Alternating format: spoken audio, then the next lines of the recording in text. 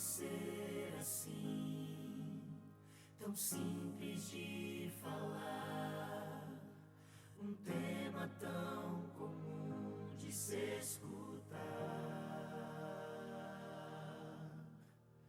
Quero te contar do amor de Deus, mas não sei por onde começar. É tão profundo, intenso, imenso e é por mim, extravagante, infinito e é por ti. Todo mal que eu fiz não pode me afastar do amor de Deus por mim pra me salvar. O eterno amor morreu na cruz pra viver completo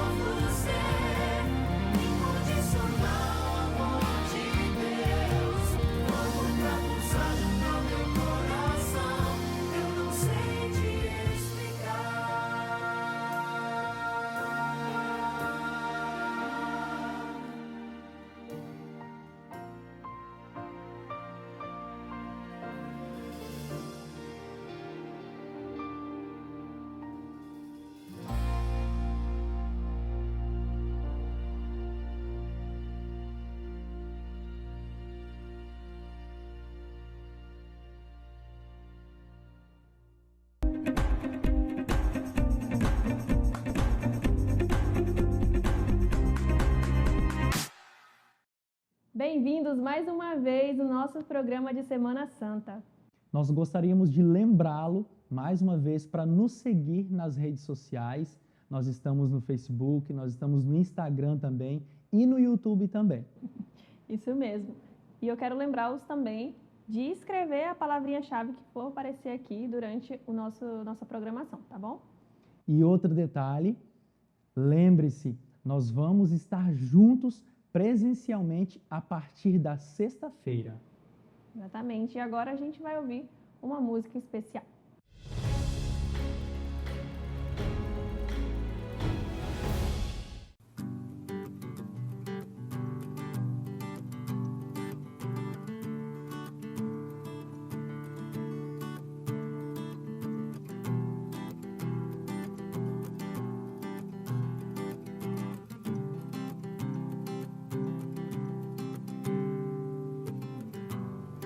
Eu olho para a cruz,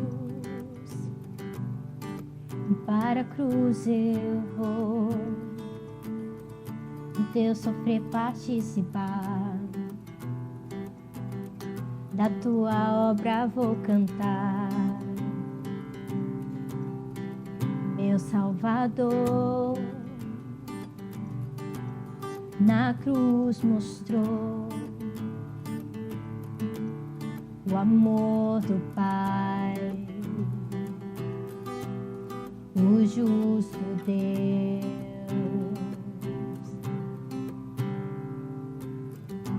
Pela cruz me chamou, gentilmente me atraiu e eu, sem palavras, me aproximo.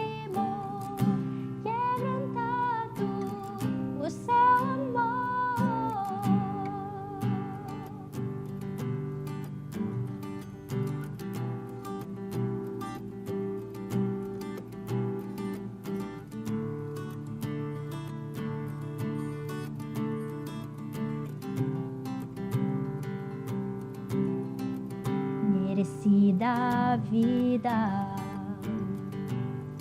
de graça recebi, por sua cruz, da morte me livrou, trouxe minha vida, eu estava condenado.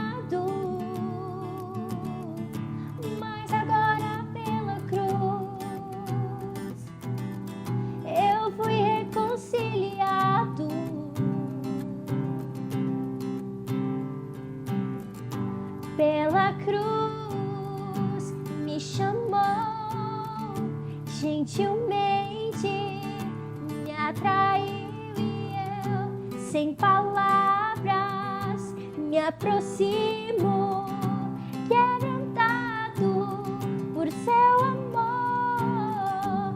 Pela cruz me chamou, gentilmente me atraiu.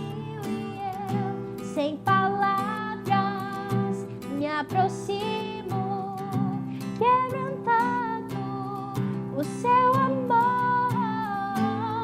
Impressionante é seu amor.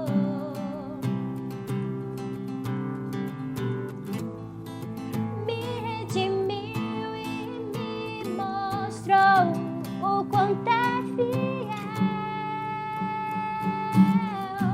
Pela cruz me chamou, gentilmente me atraiu e eu, sem palavras, me aproximo, quebrantado o seu amor.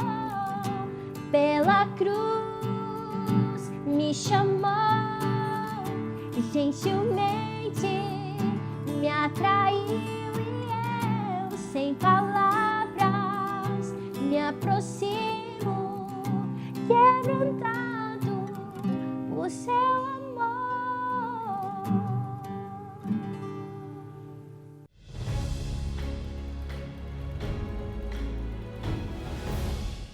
nós queremos que você acompanhe aí na sua tela um mapa mental. Em toda a Bíblia, o amor de Deus é comparado ao amor dos pais pelos filhos. Quando Deus pediu a Abraão que sacrificasse o próprio filho, isso foi motivo de grande sofrimento. A história de Abraão mostra que ele falhou em sua fé em alguns momentos, mas quando Deus pediu o sacrifício de Isaque, o patriarca estava maduro e compreendeu perfeitamente o que significa obedecer.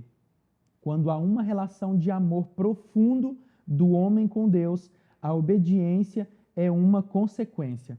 Para fortalecer a fé e o amor em grau suficiente para cumprir até os pedidos mais difíceis, é necessário ter uma vida de oração e intimidade com Deus. Convido você a orar neste momento.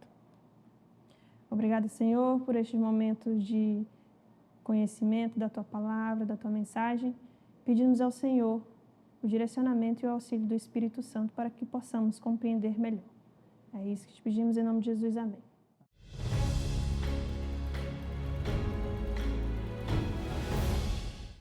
Olá, gente, boa noite. Prazer estar com você mais uma vez na nossa série Jesus Venceu, aqui direto da comunidade Nova Jerusalém, aqui no bairro Agenor de Carvalho. Agradeço mais uma vez pelo convite, estarmos participando. E eu convido você mais uma vez para continuar acompanhando. Nós teremos aqui do dia 2 até o dia 9, todas as noites, um tema diferente sobre a palavra de Deus dentro desse contexto Jesus Venceu. Nós já falamos sobre aí sombras ou tristeza no paraíso, quando Lúcifer se levantou contra Deus e gerou o pecado lá no céu, foi expulso aqui para a terra. Aliás, foi expulso do céu e veio parar aqui na terra. E aí, na noite passada, nós falamos sobre uma cruz no paraíso.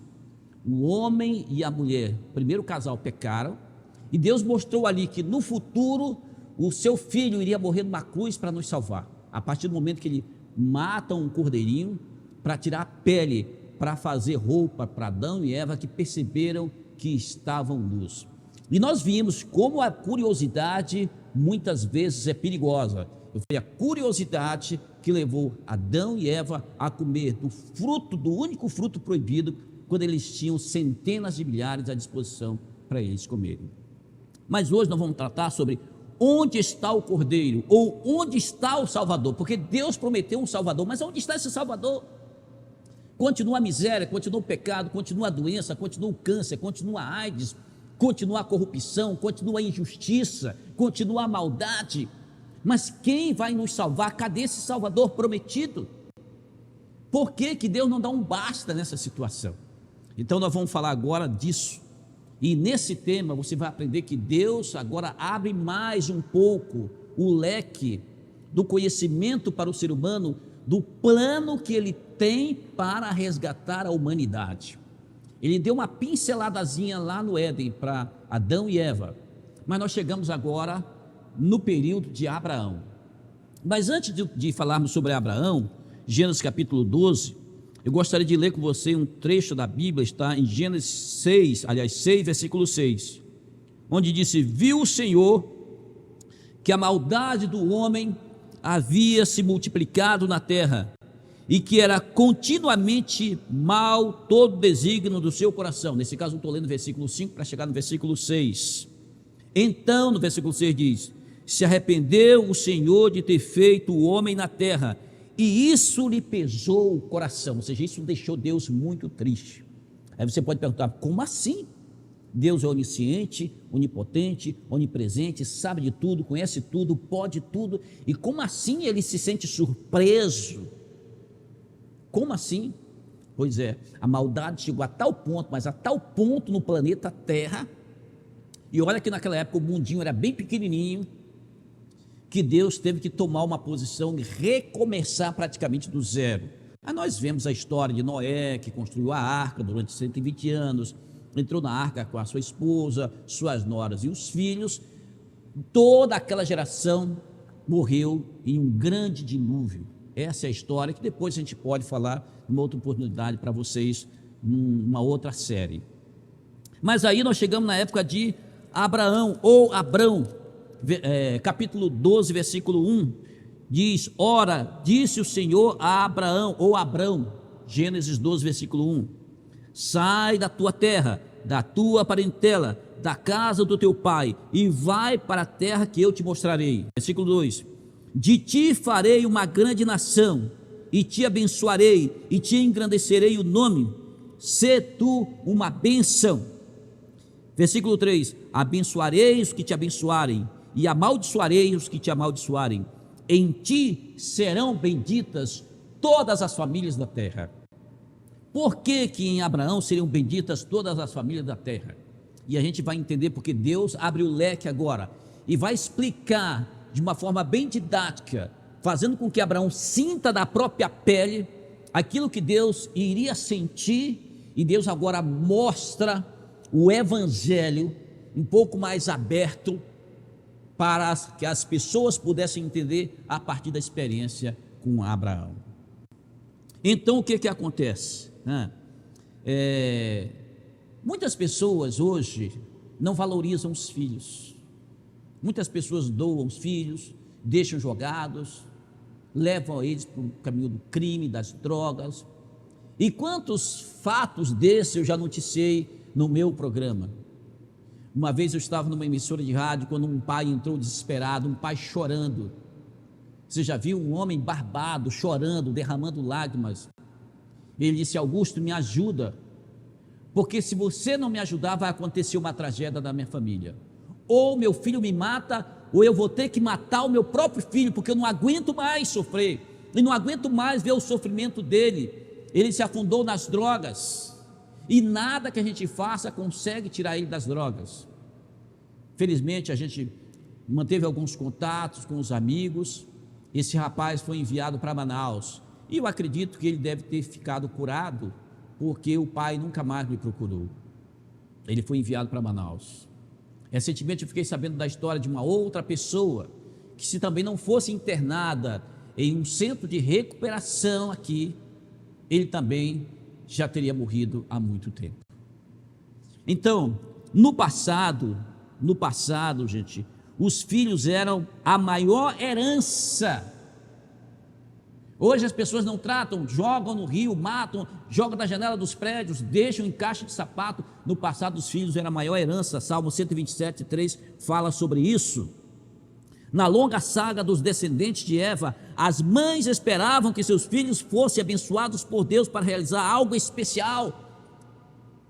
E diante dessa promessa que foi passada de geração em geração sobre o descendente da mulher, que venceria o dragão, a serpente e o diabo, muitas mães tinham isso no coração.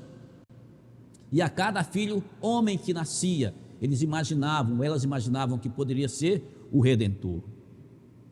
Deus prometeu filhos e uma grande descendência para Abraão, quando chamou ele de Ur dos Caldeus, para deixar todo o seu passado, a sua família, seus pais, e para ir para uma terra que ele nem conhecia, uma terra longínqua, onde ele iria ali fundar uma grande nação.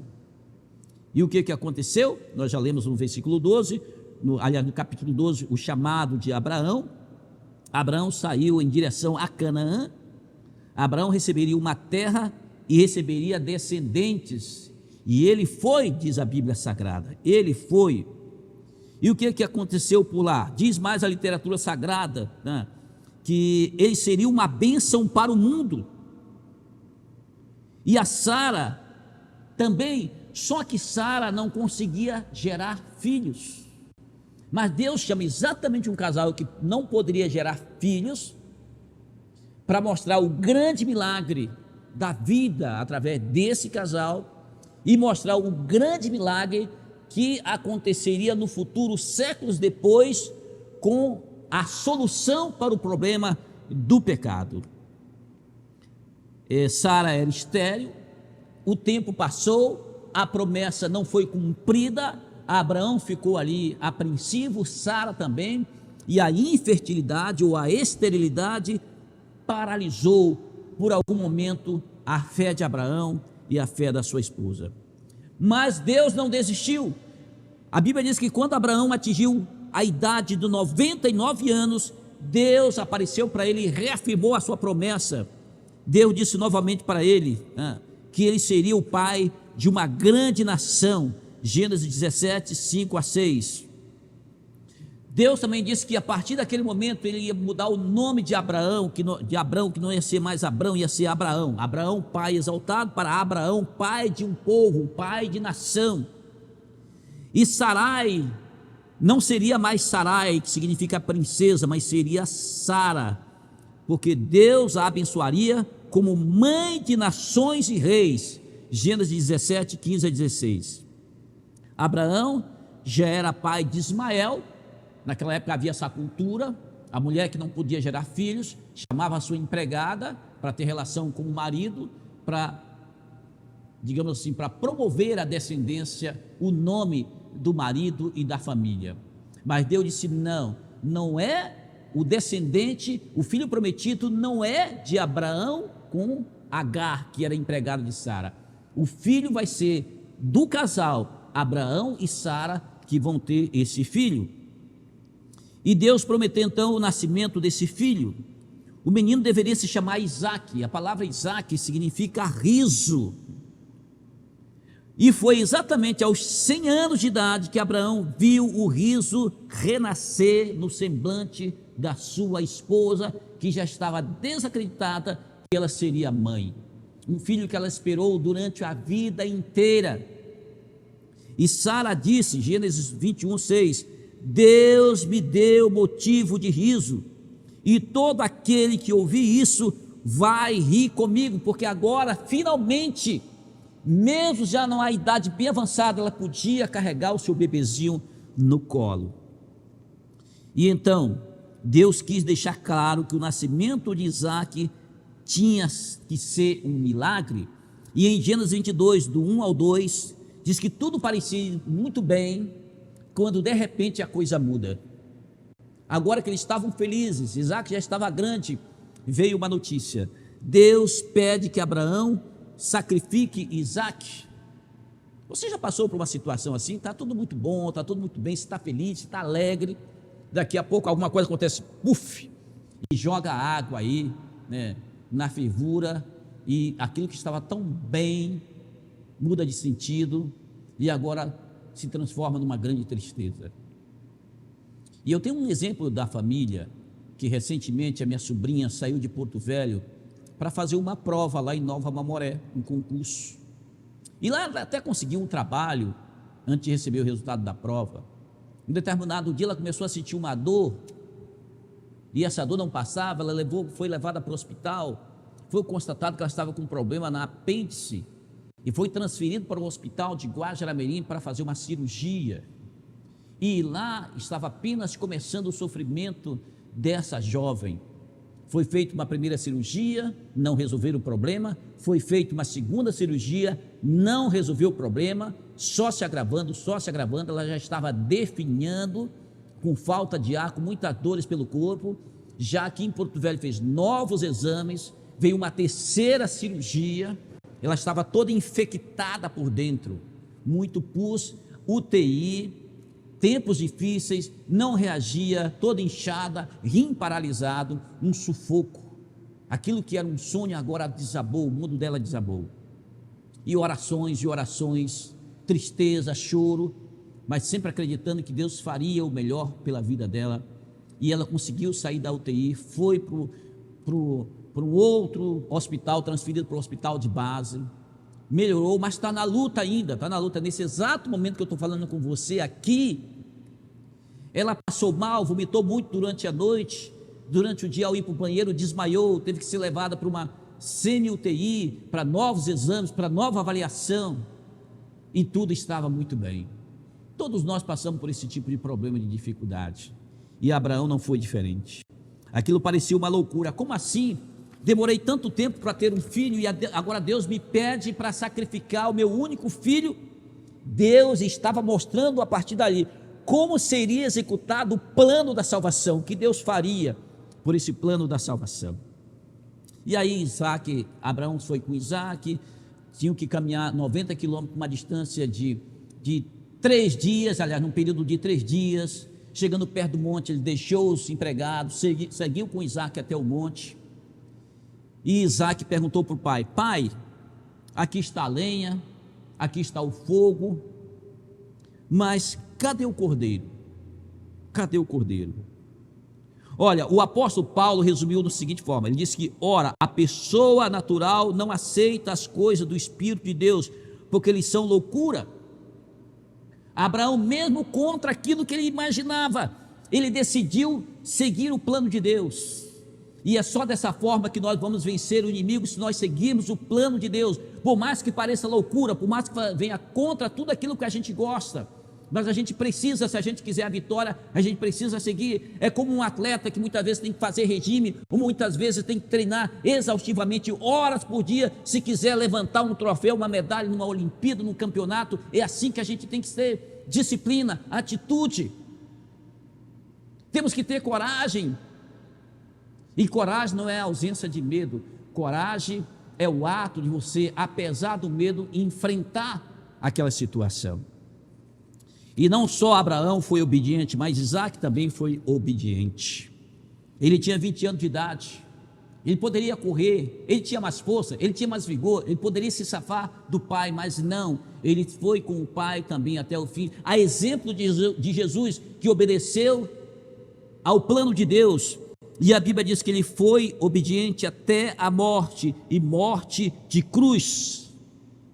E finalmente, quando ele prepara o altar, coloca Isaac sobre o altar, amarrado, e pega a faca para sangrar o filho, ele ouve uma voz dizendo para não fazer aquilo. Ele ouve uma voz dizendo que não era para fazer mal ao menino. Deus proverá para si um cordeiro, Abraão tinha falado, e Deus proveu o cordeiro. Só que no caso de Jesus, não tinha ninguém que pudesse substituí-lo, ele teria que ir até o final, até a morte. Abraão sentiu a dor de Deus para salvar a humanidade. Deus iria sentir essa dor até o final, porque não tinha um substituto para o seu filho Jesus Cristo. Em uma era em que os filhos praticamente não respeitam os pais, maltratam, espancam, matam, exploram, Isaac é um bom exemplo para a juventude de hoje, e Abraão um bom exemplo para os pais. E eles foram até o final. Quando lemos: pegue o seu filho, o seu único filho Isaac, a quem você ama, Gênesis 22:2, tá? Esta é a primeira vez que a Bíblia fala de amor em um texto da literatura sagrada. Deus entregaria seu filho amado, Jesus Cristo. Porém, no caso de Jesus, como eu já falei, não havia nenhum substituto para ele. Não havia. Jesus poderia escapar da cruz, mas também não escapou. Isaac poderia escapar, mas também não escapou. Tá? Não existe maior amor do que esse, em alguém dar a própria vida em favor dos seus amigos, de Jesus. Tá? Não há maior amor do que esse, de alguém dar a própria vida em favor dos seus amigos. E foi isso que Jesus fez. Diante desse grande sacrifício, o que falta para você finalmente entregar o seu coração para Jesus? Deus agora mostra todo o plano. Abraão, você vai contar para as próximas gerações aquilo que aconteceu com você, porque é exatamente isso que vai acontecer. Eu vou ter que entregar o meu próprio filho, o meu único filho, para salvar a humanidade. Você teve um substituto para o seu filho, o meu não vai ter. Ele vai ter que ir até a morte, vai ter que passar pelo Calvário, ele vai ter que passar pela cruz, ele vai ter que ser torturado, mas ele vai vencer. Essa é a vitória. O inimigo pensa que vai vencer, mas ele não vai vencer. O inimigo não tem a palavra final. O mal não vai vencer, o bem vai vencer, o bem triunfará. E eu digo para você nessa noite: o bem vai triunfar. Se você escolher o lado do bem, a Bíblia diz que você também vai triunfar. Você vai ser também herdeiro da promessa e co-herdeiro com Cristo. Se tomarmos a decisão errada, infelizmente, será a nossa ruína eterna. E você? O que você decide? Nós temos a capacidade de escolha. Nós temos a capacidade de escolher de que lado nós queremos ficar. E eu espero que você e eu possamos fazer também a melhor escolha.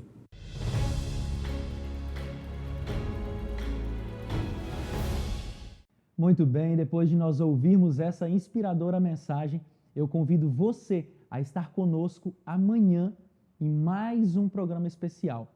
Tenham todos uma boa noite e nos vemos amanhã.